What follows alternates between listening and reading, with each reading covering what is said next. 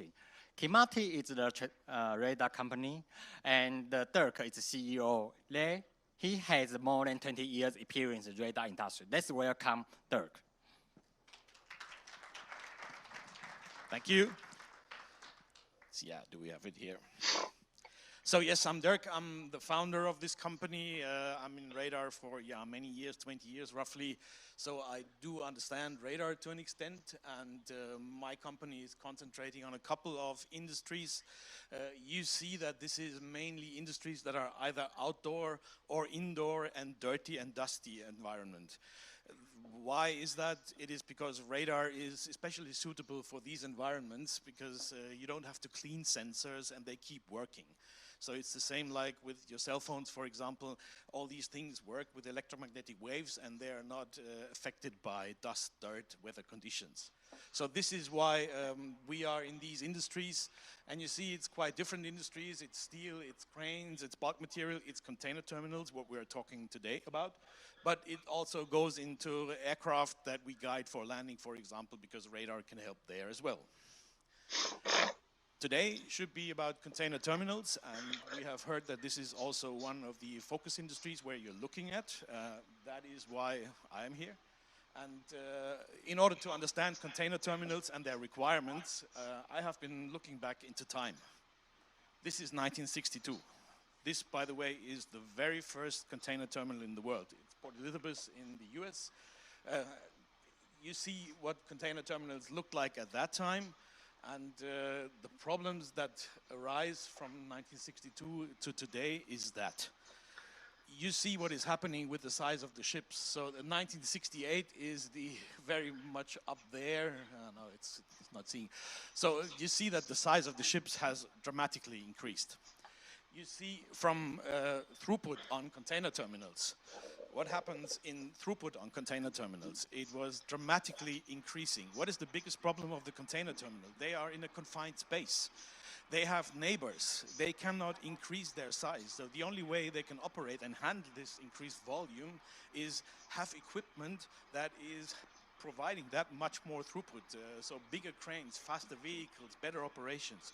This is the only way how container terminals can really work and continue that growth. So when we talk about radar, radar is providing position, is providing location information, and that's why we look at major location-related requirements of container terminals. So first of all, and most understandable, a container terminal needs to know where are my containers. So you need to find a position to the container. Typically, the container is not carrying any device that provides a position. So how do you know where a container is? You follow the machine that transports the container.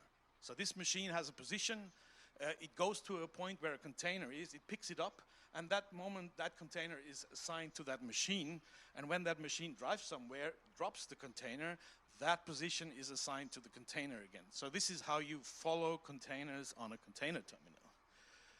So it's not only the container positions, it's also the position of the machines, because you assign a job, and you may have a couple of 50 or 100 transport vehicles. So they have different locations, and you want to assign a job to a vehicle that is close to the task. So you want the shortest distance to the task. So you want to know where is my equipment. Again, this is something that is position related.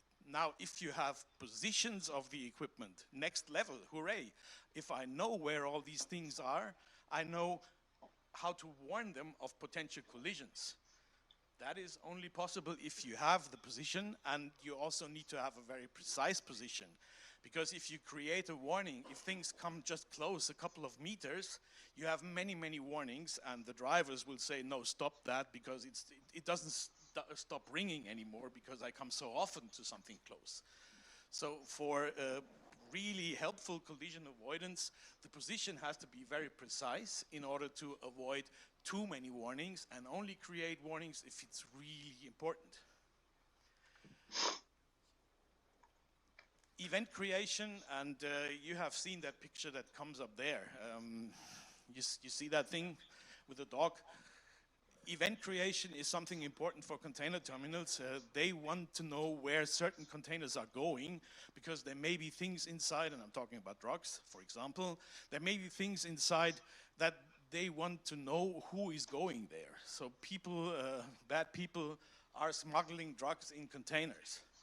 And then they have to get out the stuff from the containers again. So they want to know who is approaching a container without a task. Is there a driver that goes to a container even though there is no task to go to this container? Though this is how you generate events to find out is something going on which is probably to be stopped. So again, position related. Last but not least, of course, if you have many vehicles, many cranes, you want to have fleet management, you want to have a 3D visualization of what is going on in my terminal. So simple examples, what does it mean? Position measurement, you want to measure the position of a crane, you want to measure a crane that takes containers out of a ship. So it starts with positions of cranes.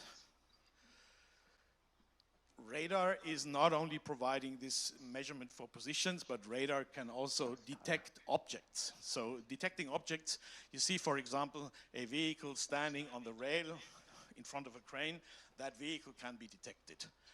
Superstructure of boats can be detected.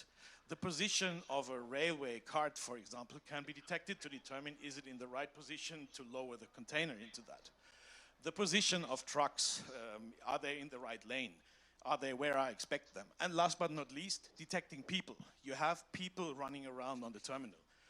They are typically people that know about the dangers, but nevertheless, sometimes they forget about it. So you want to detect people in certain zones in order to know, to warn them of potential collisions. Also something, principally the warehouse management system of a container terminal knows where containers are from the movement of the cranes. Nevertheless, sometimes movements happen while systems are off. So what happens? You put a container on a stack and it's not registered. So the system does not know that some containers are there and physically they are there. So that leads to collisions when the crane moves the next container to a point where the crane expects that there is no container, but there is one. So these things happen. And with radar, we control the stack to some extent and make sure that the database is somehow aligned with the reality. Positioning also for vehicles under cranes. What is the typical task? You want to deliver a container either from the crane to the vehicle or from the vehicle to the crane. You minimize movements. So in order to minimize movements, the truck has to stop in a position where it is the right position for the crane to pick it up without crane movements. So you minimize that movement, you maximize the speed, you maximize the throughput. Complex container terminals have two areas mainly. They have the yard area where containers are stacked, and they have the apron area where vehicles move from and to the cranes. Position in that area is typically taken by GPS, by satellites reception. So you have a position here with GPS. In that area, GPS is mostly not working because it's reflected from the vessel, it's reflected from the cranes. So GPS in those areas is disturbed. So we need to have special sensor technology in order to know where the vehicles and the cranes are in that blue zone. And if we have that, we can do this. We can determine where are the vehicles, where are objects on the ground, where are light poles, avoid collisions between vehicles and light poles, avoid collisions between vehicles, temporary objects, and even make sure that under this crane, this vehicle, this container is known in its position and we can avoid collisions.